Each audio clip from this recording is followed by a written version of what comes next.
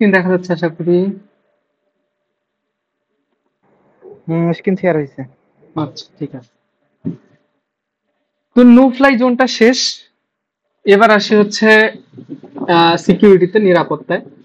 তো আমাদের হচ্ছে একটা মিসকনসেপশন হচ্ছে নিরাপত্তা বলতে আমরা just সামরিক নিরাপত্তাটাকে মিন করি। তো সেই সামরিক নিরাপত্তা যেটা সেটা হচ্ছে বেসিক্যালি কনভেনশনাল, কনভেনশনাল নিরাপত্তার মধ্যে পড়ে। তবে আমাদের সামরিক নিরাপত্তাটা বাদে, সামরিক নিরাপত্তা মিনস হচ্ছে আমাকে একটা দেশকে আরেকটা দেশ হচ্ছে অ্যাটাক দিতেছে বা হচ্ছে টেররিস্ট অ্যাটাক হতে পারে, সাইবার অ্যাটাক হতে পারে, এটা হচ্ছে প্রচলিত নিরাপত্তা। এটা বাদেও আমাদের আরো কিছু ধরনের নিরাপত্তা আছে, সেটা হচ্ছে আমাদের আনকনভেনশনাল পরে। এটার মধ্যে কি কি আমাদের ওই জলবায়ু পরিবর্তন, তারপরে হচ্ছে খাদ্য সংকট, পানি সংকট, তারপর মানবাধিকার, বা কোনো একটা হচ্ছে মহামারী হয়েছে, মানে মেইন কথা হচ্ছে আমার হচ্ছে এই যুদ্ধ টুদ্ধ বাদে যে কোনো ধরনের সিকিউরিটি থ্রেট যেটা, সেটাই হচ্ছে আমাদের অপ্রচলিত নিরাপত্তা। আর দুইটাকে কম্বাইন করে হচ্ছে জাস্ট হচ্ছে নিরাপত্তা। তো এইখানে হচ্ছে ব্যারি বুঝানোর কথাটা এই দুইটাকে কম্বাইন করে একসাথে, যে সিকিউরিটি শুধুমাত্র সার্ভাইভালের মানে হচ্ছে সুবিধা না, শুধু সার্ভাইভাল নিশ্চিত করলে সিকিউরিটি হবে এটা নেসেসারি না, বরং এটার সাথে আমাকে এমন একটা কন্ডিশন ক্রিয়েট করতে হবে যেখানে হচ্ছে আমার একটা মানুষ আর হচ্ছে স্টেট, বিভিন্ন ধরনের স্টেট, তারা হচ্ছে একদম ফ্রিলি উন্নতি করতে পারে। তো ব্যারি বুজানের হচ্ছে এই উক্তিটা হচ্ছে আমার দুইটাকে কম্বাইন করে রিলেভেন্ট লাগছে। আর এটা সর্বপ্রথম ধারণা দিচ্ছে হচ্ছে আমাদের এই জাতিসংঘের ইউএনডিপির যে হিউম্যান ডেভেলপমেন্ট রিপোর্ট আছে, সেটার ওই 1994 সালে এটার প্রথম ধারণা আসছে। আর মানে বৃহদার্থে আর কি। তো এইখানে হচ্ছে নিরাপত্তা বলতে ওরা হচ্ছে ইয়াটাকে হচ্ছে আন্ডারমাইন করছে, সামরিকটাকে আন্ডারমাইন করে সে হচ্ছে ওই ক্ষুধা, রোগ, দমন পীড়ন, এইটা আর কি হাইলাইট করছে। তো একই সাথে আমাদের প্রচলিত নিরাপত্তা গেল, ওই যে কোনো যুদ্ধ টুদ্ধ লিখে দেবো, এটা হচ্ছে প্রচলিত নিরাপত্তা। আর অপ্রচলিত নিরাপত্তার মধ্যে হচ্ছে জলবায়ু পরিবর্তন আর কোভিড-19 মহামারী, বা আমাদের হচ্ছে ওই বিভিন্ন এখানে হচ্ছে পানি সংকট, এই টাইপের হচ্ছে অপ্রচলিত নিরাপত্তা। তো অপ্রচলিত নিরাপত্তার মধ্যে তিনটা ভাগে ভাগ করা। একটা হচ্ছে মানব নিরাপত্তা, আর এটা হচ্ছে অর্থনৈতিক নিরাপত্তা, আর হচ্ছে পরিবেশগত নিরাপত্তা।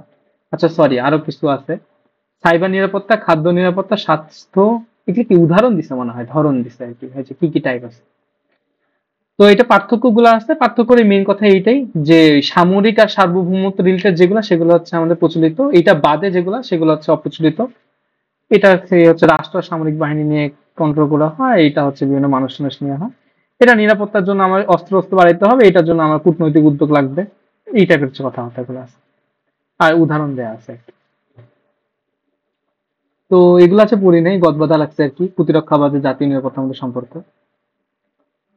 তো এই হিউম্যান সিকিউরিটি নিয়ে একটু পড়ছি ওই অপ্রচলিত নিরাপত্তার মধ্যে। এইখানে হচ্ছে ওই অলমোস্ট হচ্ছে ওই ব্যারি বুজান যা বলছে অন্যটার মতোই, যে এইখানে হচ্ছে এমন একটা ধারণা যেখানে আমার আহ রাষ্ট্র হচ্ছে আমার বিভিন্ন ধরনের সুযোগ সুবিধা দেবে, যাতে হচ্ছে আমার বিভিন্ন ধরনের মৌলিক চাহিদা, অধিকার এগুলো রক্ষা হয়, আমার ব্যক্তিত্ব যেন পুরোপুরি প্রকাশ বিকাশ ঘটে, এগুলাই মানে ফুল সিস্টেমটাই হচ্ছে মানব নিরাপত্তা। আর এটার ধারণা হচ্ছে ইউএনডিপি 1994 সালে হচ্ছে পাস দিয়েছে। এখানে যে এই কফি আনানের কথাটা হচ্ছে রিলেভেন্ট লাগছে, যে শুধুমাত্র এই সংঘাতে অনুপস্থিতি আমার নিরাপত্তা নয়, বরং আমার এর সাথে মানবাধিকার, শিক্ষা, স্বাস্থ্য, সুশাসন এগুলা নিশ্চিত করতে হবে, যাতে আমার একটা ব্যক্তির সম্ভাবনা মানে ফুললি সে তার পটেনশিয়ালটা যেন রিস্ক করতে পারে, সেটাই হচ্ছে ফুললি সবকিছু মিলে হচ্ছে হিউম্যান সিকিউরিটি। এটা বৈশিষ্ট্য বৈশিষ্ট্য এগুলাই, যে শুধুমাত্র সহিংসতা থাকবে না, বরং এটা বহুমাত্রিকতা থাকবে, মানে বিভিন্ন অ্যাঙ্গেল থেকে তাকে হচ্ছে সেফগার্ড দিতে হবে। এখানে মানুষ প্রাধান্য পাবে, প্রতিরক্ষামূলক ব্যবস্থা নিতে হবে, তারপরে হচ্ছে ওই দারিদ্র, সংকট, স্বাস্থ্য সবকিছু কি আমাকে ট্যাকেল করতে হবে। এটা হচ্ছে অসামরিকরণের ক্ষেত্রে আমাকে হচ্ছে জোরদার দিতে হবে। ইউএনডিপির মাধ্যমে বিভিন্ন উন্নয়ন প্রকল্প হচ্ছে মানব নিরাপত্তা উন্নয়নে কাজ করতেছে, এই কিছু মিলাই। এবং সেই সেই উদ্দেশ্যে হচ্ছে আমাদের এসডিজি এর বিভিন্ন গোল গুলো আছে সেট করা হয়েছে, যাতে হচ্ছে মানব নিরাপত্তাটা বাড়ে। তো এটা নিয়ে হচ্ছে মানব নিরাপত্তা সূচক নিয়ে হচ্ছে হিউম্যান ডেভেলপমেন্ট রিপোর্ট টিপোর্ট প্রকাশ করে। ওইটাই আবার মনে হয় এই যে এইচডিআই ইন্ডেক্সটা হচ্ছে নিয়ে আসে, ওইটা আবার তো আমাদের ইয়ার সাথে কানেক্টেড, এলডিসির সাথে কানেক্টেড। তো এগুলা হচ্ছে নর্মাল কথাবার্তা গুলা।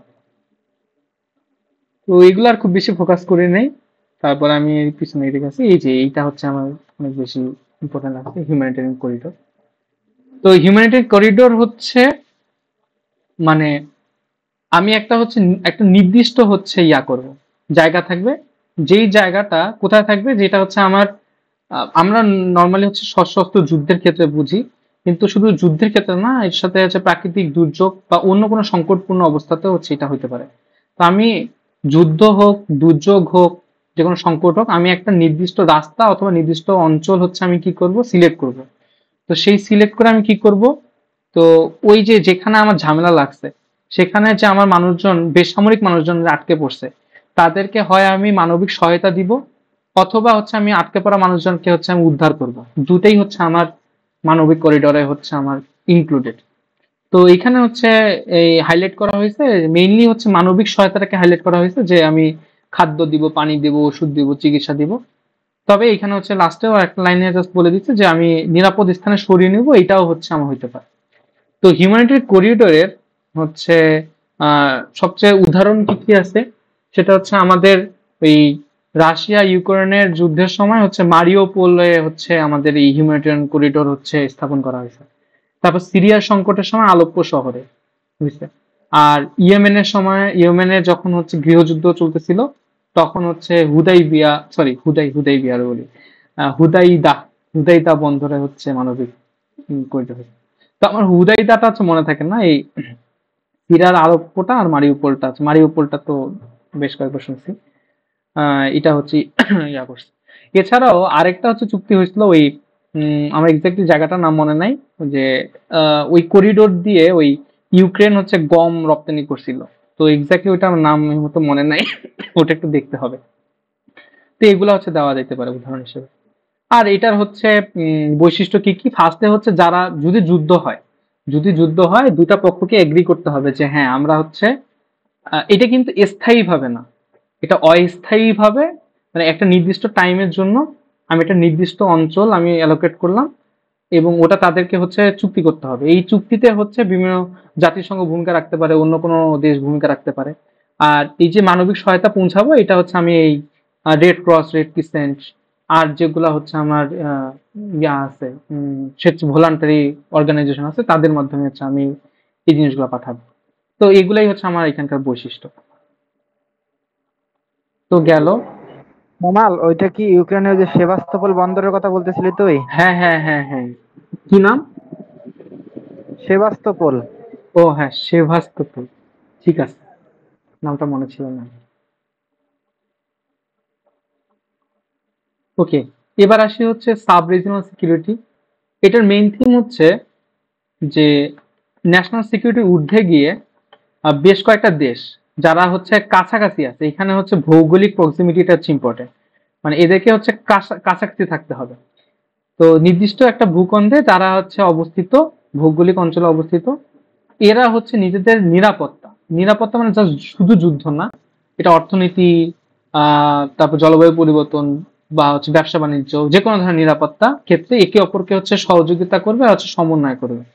এটা হচ্ছে আমাদের সাব রিজনাল নিরাপত্তা। এটা হচ্ছে সবচেয়ে ভালো উদাহরণ হচ্ছে বিমস্টেক। এই বিমস্টেক হচ্ছে আমাদের এইখানে কি বাংলাদেশ, মিয়ানমার, ইন্ডিয়া, তারপরে কি যেন ছিল ভুলে গেছি, থাইল্যান্ড, সিঙ্গাপুর ছিল, মনে নেই আসলে। এরা হচ্ছে ওই বঙ্গোপসাগর অঞ্চলটা হচ্ছে এই হচ্ছে জলদস্যু, তারপর সাইবার নিরাপত্তা, জ্বালানি নিরাপত্তা, এগুলো নিয়ে হচ্ছে একসাথে কাজ করে।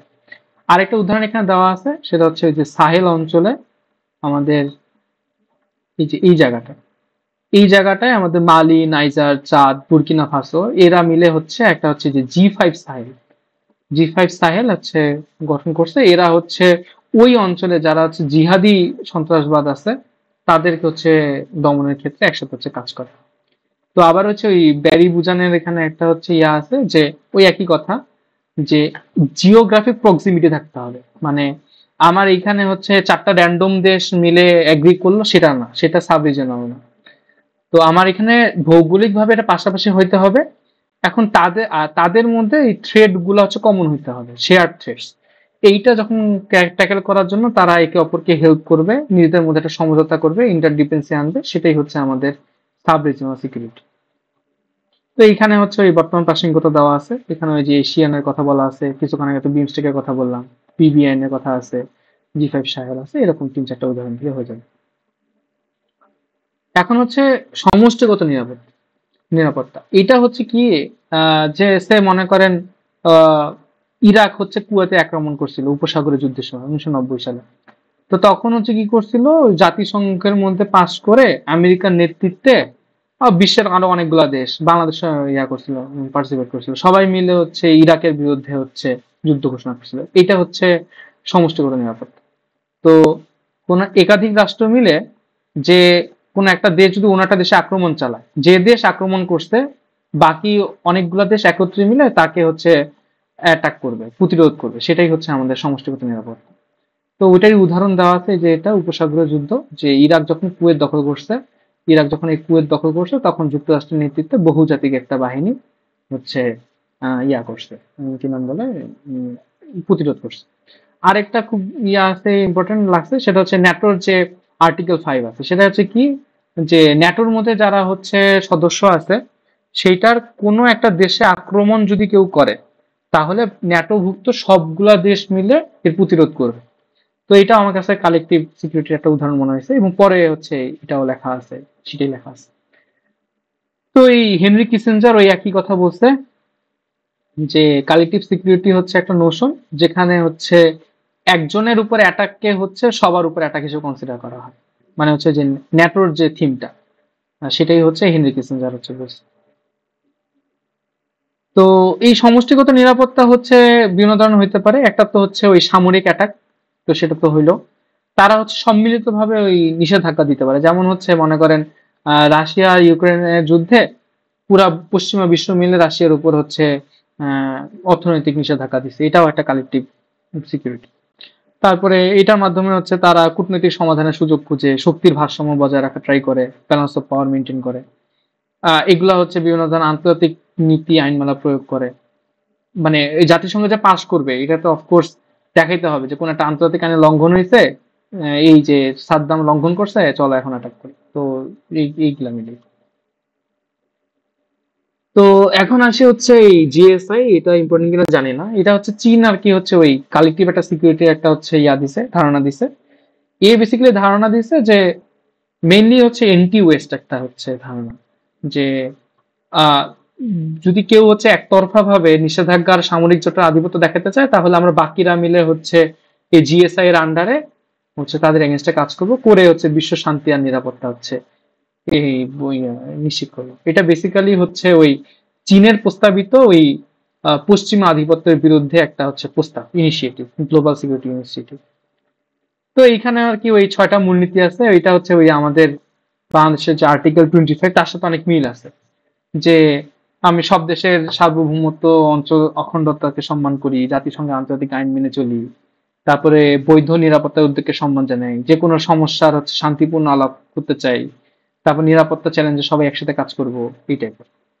তো এই নিরাপত্তা শুধুমাত্র হচ্ছে ওই সামরিক না, এটা হচ্ছে ওই জলবায়ু পরিবর্তন, জৈব নিরাপত্তা, সন্ত্রাসবাদ সবকিছু মিলায়। তো এবার আসে হচ্ছে নিউ গ্রেট গেম বা নিউ কোল্ড ওয়ারও বলতে পারেন। তো আচ্ছা, নাম কি আমি একটু ভুল বললাম, একটু দাঁড়ান।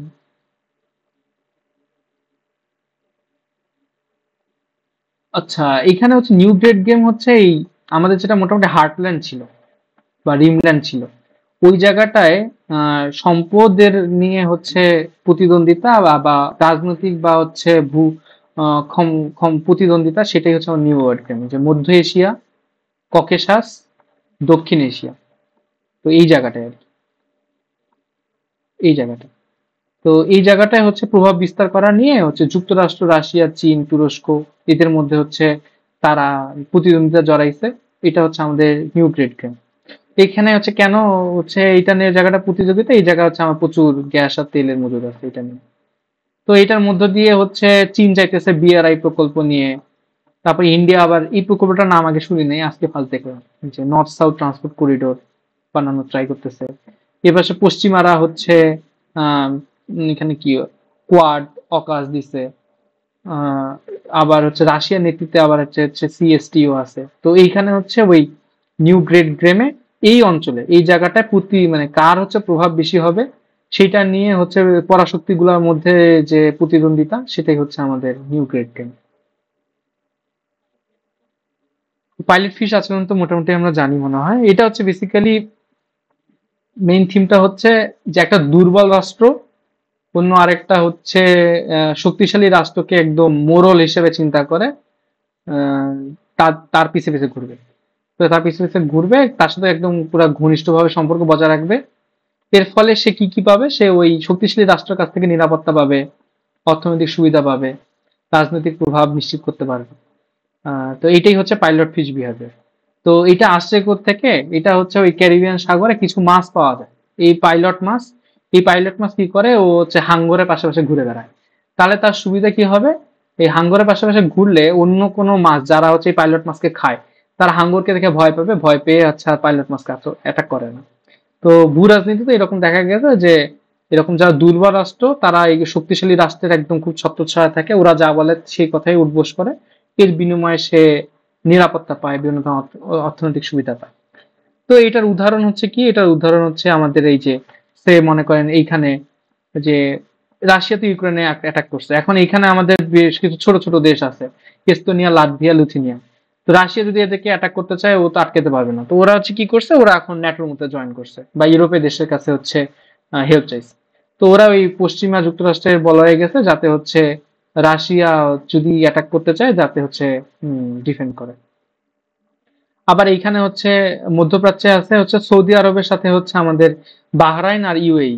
বাহরাইন আর ইউএই হচ্ছে ওই সৌদি আরবের সাথে একদম খুব মহর সম্পর্ক মেনে চলে যাতে হচ্ছে সৌদি আরব ওদেরকে বিভিন্ন সুযোগ সুবিধা দিতে পারে। লাস্ট হচ্ছে এই জিওসেমিয়া, এটা হচ্ছে ওই উম, আমেরিকার আর কি হচ্ছে একটা চুক্তি। এই চুক্তির আন্ডারে হচ্ছে যার সাথে এই চুক্তিটা হবে তার সাথে হচ্ছে সামরিক গোয়েন্দা তথ্য হচ্ছে বিনিময় করবে। আর এর ফলে হচ্ছে দুই দেশের নিরাপত্তা হচ্ছে নিশ্চিত করবে, আঞ্চলিক নিরাপত্তা নিশ্চিত করবে, এটাই। তো বাংলাদেশের কেউ হচ্ছে প্রস্তাব দিছিল, তবে বাংলাদেশ এখনো আর কি স্বাক্ষর করে নাই। আর স্বাক্ষর করছে হচ্ছে জাপান, দক্ষিণ কোরিয়া, এরা হচ্ছে আর কি হচ্ছে স্বাক্ষর করছে। তো এবার আরেকটা ইম্পর্টেন্ট জিনিস আমার কাছে লাগছে, সেটা হচ্ছে দাহিয়া ডক্ট্রিন। তো দাহিয়া ডক্ট্রিনের মেইন থিম হচ্ছে, তো এটা হচ্ছে ইসরায়েলের একটা হচ্ছে নীতি। এই নীতিটা হচ্ছে যে সে মনে করেন আহ সিরিয়া থেকে এইখানে একটা গ্রাম থেকে ইসরায়েলের উপর অ্যাটাক হইলো। এখন গ্রামের কোনো একটা মানুষ বা কোনো একটা বাড়ি থেকে তো অ্যাটাক হয়েছে। তো ইসরায়েল হচ্ছে বলছে কি যে না, আমার এত ঠেকা পড়ে নাই যে কে অ্যাটাক করছে, আমি অত দেখতে যাবো না, যে গ্রাম থেকে অ্যাটাক হয়েছে আমি পুরা গ্রাম হচ্ছে ধূলিসাৎ করে দিব। তো এইটাই হচ্ছে দাহিয়া ডক্টরিন। এটা সর্বপ্রথম হয়েছে 2006 সালে, লেবাননে হচ্ছে এই অ্যাটাকটা করছিল। লেবাননে হিজবুল্লাহ হচ্ছে এই দাহিয়া গ্রাম থেকে ইসরায়েলের উপর হচ্ছে অ্যাটাক করছিল।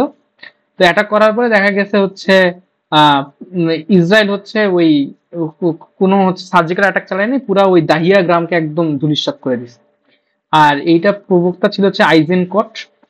এখন এইটা দাহিয়া ডক্টরিন কেন ইম্পর্টেন্ট বললাম মনে হচ্ছে, কারণ হচ্ছে এই দাহিয়া ডক্টরিন অনুসারেই হচ্ছে এখন ফিলিস্তিনে হচ্ছে ইসরায়েল হচ্ছে চালাচ্ছে, আগ্রাসন চালাচ্ছে। যে কোথা থেকে অ্যাটাক ট্যাটাক হচ্ছে অত দেখা দেখি টাইম নেই, আমি পুরা সবকিছু হচ্ছে ধূলিসাৎ করে দিলাম।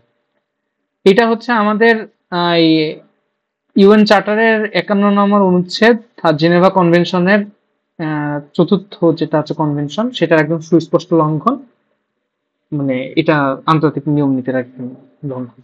আর এটার পক্ষে হচ্ছে ওই ইসরায়েলি একটা পত্রিকারই হচ্ছে হারেস, সেখানেই ওরা বলছে যে আইডিএফ হচ্ছে এই গাজায় একদম বেসামরিক নির্বিচারে মানুষ হত্যা করতেছে, বেসামরিক অবকাঠামো ধ্বংস করতেছে। এই এবার আসে হচ্ছে কন্টেইনমেন্ট কৌশল। এইটা হচ্ছে কিছু না, এটা হচ্ছে আহ, ইয়ার সময় ছিল, স্নায়ু যুদ্ধের সময় ছিল। এটা মেইন থিম হচ্ছে সোভিয়েত ইউনিয়ন যখন চাচ্ছিল এই পূর্ব ইউরোপে, সোভিয়েত ইউনিয়ন চাচ্ছিল হচ্ছে পূর্ব ইউরোপের হচ্ছে এই জায়গাগুলোকে কমিউনিজমে বলয় আনা। আর আমেরিকা চাচ্ছিল যে না, এই এদেরকে হচ্ছে কমিউনিজমে বলয় থেকে দূর করে আমি হচ্ছে এই কি ক্যাপিটালিজমে আনি।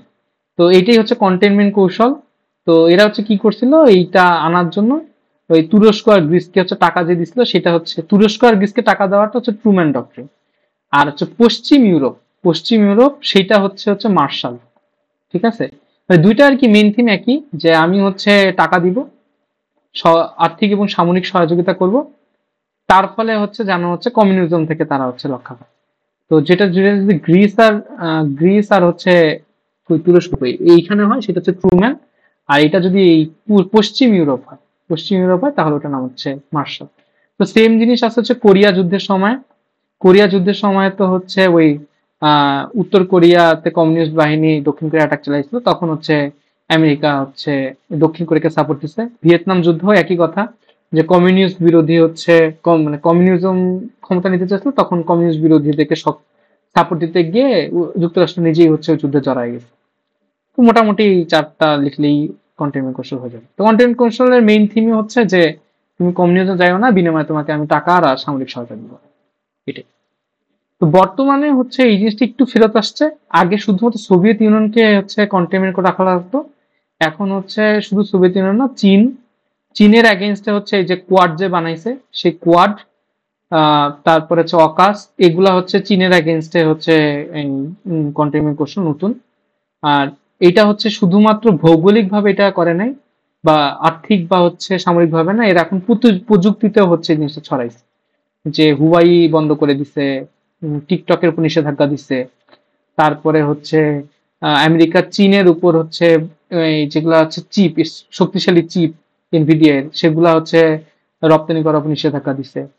তো এটা হচ্ছে নতুন শতকে হচ্ছে কন্টেইনমেন্ট কৌশল। আগেরটা ছিল হচ্ছে ওই স্নায়ু যুদ্ধের সময় 1945 সালের দিকে, এটা হচ্ছে 21 শতকের দিকে।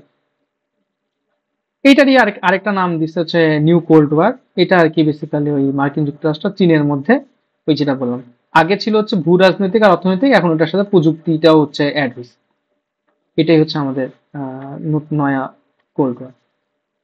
এখন চীনের এইখানে কারণ, চীন হচ্ছে উত্থান হচ্ছে বোল্ড কি বিআরআই প্রকল্প নিচ্ছে, প্রযুক্তিগত উন্নতির দিক থেকে হচ্ছে ওই ওই একই কথাবার্তা, নতুন কিছু নাই। এখানে হচ্ছে যে বাণিজ্য যুদ্ধ 2018 সালে হয়েছিল, আবার নতুন করে দিছে। তারপরে দক্ষিণ চীন সাগরে হচ্ছে চীন নিয়ে উত্তেজনা, এবং এখানে সামরিকটাও ইনভলভ, অকাস আর হচ্ছে কোয়াড। আর এটা প্রভাব হচ্ছে কি, আমাদের এই অঞ্চলে উত্তেজনা বৃদ্ধি পাবে, পুরোই সবার মধ্যে হচ্ছে প্রতিদ্বন্দ্বিতা বাড়বে, কেউ আর কি হচ্ছে জলবায়ু সংকটে আসবে না, সবাই খালি সামরিক বা হচ্ছে মারামারিতে ব্যস্ত থাকবে, এটাই। তো এগুলাই হচ্ছে প্রভাব স্নায়ু যুদ্ধের। আর লাস্টে এই জিনিসটা ইম্পর্টেন্ট লাগছে, ইনফরমেশন ওয়ারফেয়ার। মানে এখন তো হচ্ছে শুধু যুদ্ধ, সামরিক যুদ্ধের মধ্যে সীমাবদ্ধ নাই, এখন হচ্ছে এক দেশ আরেক দেশে প্রোপাগান্ডা চালায় সোশ্যাল মিডিয়ার মাধ্যমে, তারপরে হচ্ছে মেইন স্ট্রিম মিডিয়ার মাধ্যমে। তো তথ্যযুদ্ধের মধ্যে হচ্ছে কি কি জিনিস ইনক্লুডেড, এখানে হচ্ছে প্রতিপক্ষের আমি তথ্য ব্যবস্থাকে হচ্ছে আমি কন্ট্রোল নিব, তথ্য ব্যবস্থা নিয়ন্ত্রণ করব, করে আমি হচ্ছে মিথ্যা প্রচার চালাতে পারি, বা কোন একটা ঘটনা বিকৃতভাবে উপস্থাপন করে আমি একদম সোশ্যাল মিডিয়া গণমাধ্যমে একদম গণহারে প্রচার করব, করে কি করব, প্রভাবিত করব, জনমতকে প্রভাবিত করে আমি হচ্ছে প্রতিপক্ষের যে রাজ সরকার আছে তাকে হচ্ছে আমি ডিসঅ্যাডভান্টেজে ফেলবো। তো এইটা হচ্ছে ইনফরমেশন ওয়ারফেয়ার। তো এটা কয়েকভাবে হইতে পারে, একটা হচ্ছে সাইবার অ্যাটাকের মাধ্যমে হইতে পারে, তারপরে হচ্ছে এই যে প্রোপাগান্ডা চালানোর মাধ্যমে হইতে পারে, তারপরে এইখানে হচ্ছে ইলেকট্রনিক যুদ্ধ মানে ড্রোন ক্ষেপণাস্ত্র এগুলা দিয়ে হতে পারে, তারপরে হচ্ছে সোশ্যাল মিডিয়ার মাধ্যমে ক্যাম্পেইন চালায় হইতে পারে, এগুলাই। তো এগুলো হচ্ছে আমার ইনফরমেশন ওয়ারফেয়ার। এখানে হচ্ছে ওই উদাহরণে ওই স্ট্যাকনোস্টের কথাটাও অ্যাড করছে, ওই যে ইরানে যে পারমাণবিক আহ স্থাপনায় হামলা চালিয়েছিল 2010 সালে, ওইটা। আবার হচ্ছে ওই এই রাশিয়া যে 2016 সালে নির্বাচনে হিলারি ক্লিন্টনের এগেইনস্টে প্রোপাগান্ডা চালিয়েছিল, সেটা ওইখানে দিছে। তারপরে কোভিড এর সময় কে প্রকৃত দিছে। আর তারপরে হচ্ছে রাশিয়া যুদ্ধের সময় হচ্ছে এখন প্রোপাগান্ডা চালাচ্ছে, বা ক্রিমিয়া যখন হচ্ছে দখল করছে, ক্রিমিয়া দখল করার আগে হচ্ছে রাশিয়া এখানে প্রোপাগান্ডা চালায় হচ্ছে জনমতকে প্রভাবিত করে, যে এখানকার মানুষজনকে উদ্বুদ্ধ করছে যে না, আমি ইউক্রেনে থাকতে চাই না, আমি রাশিয়াতে জয়েন দিতে চাই। তো এইভাবে হচ্ছে তখনও এই ইনফরমেশন ওয়ারফেয়ার চলছে। তো এইটা যুদ্ধ প্রতিরোধ করা যায় কিভাবে, সেটা হচ্ছে আমি আমার ফার্স্টে হচ্ছে আমার সাইবার সিকিউরিটি বাড়াবো, তারপর আমার ফ্যাক্ট চেকিং যে প্ল্যাটফর্ম গুলো আছে সেগুলাকে স্ট্রং করব, তারপরে মানুষের মধ্যে সচেতনতা বাড়াবো, মিডিয়া লিটারেসি বাড়াবো, যে না তুমি সোশ্যাল মিডিয়াতে যা দেখবা সেটাই যে ঠিক সেটা না, এটা তোমাকে একটু ভেরিফাই করতে হবে, এই টাইপের জিনিসগুলো হচ্ছে প্রতিরক্ষার কৌশল। হাইব্রিড যুদ্ধ তো মোটামুটি হচ্ছে এটা কি ওই আমি শুধুমাত্র সামরিক আগ্রাসন চালাবো না, পাশাপাশি আমি হচ্ছে ইনফরমেশন ওয়ার চালাবো, সাইবার অ্যাটাক দিব, সবকিছু মিলাই হচ্ছে আমার হাইব্রিড যুদ্ধ। মানে এখানে হচ্ছে আমার প্রচলিত সামরিক যুদ্ধের পাশাপাশি সাইবার অ্যাটাকও থাকবে, প্রোপাগান্ডাও থাকবে, তারপর আমি থাকবো, স্যাংশন দিব, তারপর রাজনীতিভাবে প্রভাবিত করব, এগুলো সবগুলা মিলে হচ্ছে হাইব্রিড যুদ্ধ। তো ন্যাটো ওই কথাটাই বলছে যে combination of military and non military, covert and overt. Means covert মানে হচ্ছে গুপ্ত, আর ওভার্ট মানে হচ্ছে কি প্রকাশিত। কি কি আমি ডিসইনফরমেশন ছড়াবো, সাইবার অ্যাটাক দিব, ইকোনমিক প্রেশার দিব, এইভাবেই হচ্ছে আমি সবকিছু মিলে আমি যুদ্ধ চালাবো, এটা হচ্ছে হাইব্রিড যুদ্ধ। তো এটা ঘটনা ওই ক্রিমিয়ার কথাটা তো বললাম যে ফার্স্টে তো প্রোপাগান্ডা চালায় জনগণকে প্রভাবিত করছে, তারপর রাশিয়া হচ্ছে সৈন্য মোতায়েন করে দখল করছে। চীন তাইওয়ান যুদ্ধ, তারপর রাশিয়া ইউক্রেন যুদ্ধ, এগুলো হচ্ছে সবগুলো এখন hybrid warfare. But normally modern যে কোনো যুদ্ধই এখন আর কেউ, সবগুলোই মোটামুটি হাইব্রিড যুদ্ধ। এই যে ইন্ডিয়া পাকিস্তানের কিছুদিন আগে যেটা হলো, ওইখানে হচ্ছে ড্রোন, তারপরে প্লেন দিয়ে অ্যাটাক করার পাশাপাশি সাইবার অ্যাটাকও হয়েছে, তারপর সোশ্যাল মিডিয়াতে প্রোপাগান্ডা ছড়ানো হয়েছে। মোটামুটি এখন মডার্ন সব যুদ্ধে হাইব্রিড হাইব্রিড যুদ্ধ। টোটাল ওয়ারফেয়ার তো হচ্ছে মানে আমি একদম আমার যত শক্তি আছে, যত কিছু শক্তি আছে, যত কিছু রিসোর্স আছে, সবগুলা দিয়ে হচ্ছে আমি একদম যুদ্ধ চালাবো। যেমন হচ্ছে প্রথম বিশ্বযুদ্ধ, দ্বিতীয় বিশ্বযুদ্ধ, মানে আমার যা কিছু আছে, যা যা কিছু আছে সবকিছু নিয়ে ঝাঁপায় পড়ছে। ওইটা হচ্ছে টোটাল ওয়ার। ওকে, মোটামুটি এখানেই শেষ। বাকিগুলা হচ্ছে প্রিভিয়াস কোশ্চেনে কিছু জিনিস আর কি, যেগুলো হচ্ছে এখনকার সাথে রিলেভেন্ট সেগুলো মোটামুটি এতক্ষণে চলে আসছে। আর যেগুলো ওই প্রেক্ষাপটে রিলেভেন্ট ছিল সেরকম দুই চারটা জিনিস আছে, তো ওগুলো আশা করি রিডিং দিলেই হয়ে যাবে। তো অনেক বেঁচে গেছে, আজকে এখানেই শেষ করতে যাচ্ছি। তো কি ভাইয়া, তো কি জি ভাইয়া, 1 মিনিট। জি আপু। প্রথমে অনেক অনেক ধন্যবাদ এত সুন্দর একটা সেশন আমাদেরকে উপহার দেওয়ার জন্য। আর আশা করব যে আর গ্রুপে হচ্ছে বাকি যদিও ছিলেন, উনি হয়তো বা 2 দিনই উপস্থিত থাকতে পারেন, ওনার হয়তো বা ব্যস্ততার কারণে। তবে আপনাকে আমি পার্সোনালি অনেক বেশি রিকোয়েস্ট করছি, আজকের সেশন আমি খুবই ইমপ্রেসড। আপনি এরকম আরো 2-3টা সেশন যদি একটু নিতেন বা মানে একটু বুঝাই দিতেন, বিষয়টা একটু ক্লিয়ার হয়ে যেত। আপু, ও আসলে সমস্যাটা হচ্ছে রিটেনের ডেট তো খুব কাছে চলে আসছে, তো এখন আর কি রিভিশনের উপরে আছি। তো এটা যদি মনে করেন 2-3 মাস টাইম থাকতো হয়তো ট্রাই করতাম, কিন্তু আমি আজকে হচ্ছে আমি জাস্ট বিকজ আগে আমি প্রমিস করছিলাম এই জন্যই আমি আজকে আসলে নিচ্ছি, না হলে মানে খুব প্রেশারে আছে। আপনিও আছেন, আপনিও বুঝতে পারতেছেন। তো আমি আসলে জানি না এটা আমি করতে পারবো কিনা, প্রমিস করতে পারতেছি না আসলে। আমি আমি প্রেসারে নাই, কারণ হলো যে যে ইয়া তো কি ভাইটা আছেন, শোনা যাচ্ছে? হ্যাঁ হ্যাঁ আছি। হ্যাঁ আপু আছি। আমি প্রেসারে না থাকার কারণ হলো আমার রেজাল্টটা দ্বিতীয় ধাপে বের হয়েছে। এরপর আরো কিছু কারণে আমার পড়াশোনাটা একটু এলোমেলো হয়ে যায়, আমি একটু এখন এলোমেলো। তো এই জন্য আর কি যে আজকে আপনার যে এটা, এর মাধ্যমে আমি একটু কনসেপ্ট পেলাম। এখন এই চ্যাপ্টারটা হচ্ছে যখন আমি পড়বো তখন আমার জন্য একটু সহজ হবে। তবে আপনাদের জন্য প্রেশার নাই, আপনি যেহেতু আছেন। তবে অনেক ধন্যবাদ আজকের জন্য। আর আজকে একটু 1 মিনিট আমাকে এটা আরেকবার একটু বলেন না, কোনটা? প্যারাডাইম কি যেন একটা বলতেছিলেন প্যারাডাইম আরেকটা। শিফট। ওই যে ফার্স্টের, হ্যাঁ এই বিষয়টা আমি বুঝতে পারিনি। আরেকটা ছিল যে থুসিডাইডিস ট্র্যাপ। আচ্ছা, প্যারাডাইম শিফট আপু সহজ কথায় মনে করেন যে আগে তো হচ্ছে পুরা বিশ্বটাই ধরেন পুরা ইউএস আমেরিকায় হচ্ছে কন্ট্রোল করতো। তো বর্তমানে হচ্ছে আহ, মানে আইএমএফ, ওয়ার্ল্ড ব্যাংক এগুলা দিয়েই ও হচ্ছে সফটওয়্যার, মিলিটারি পাওয়ার দিয়ে পুরা বিশ্ব কন্ট্রোল করতো, যে যাকে যেটা করতে বলতো সে সেটা করতে বাধ্য হতো। তো এইটা হচ্ছে একটা প্রচলিত ব্যবস্থা ছিল। তো বর্তমানে কি হয়েছে, বর্তমানে চীনের উত্থান, এই পাশে ব্রিক্স গঠন, ও পাশে রাশিয়াও একটু শক্তি গেইন করছে। সবকিছু মিলে দেখা যাচ্ছে যে না, আগে রাশিয়া আমেরিকার কথা সব উপবোস করতো, এখন হচ্ছে জিনিসটা এত ইজি না।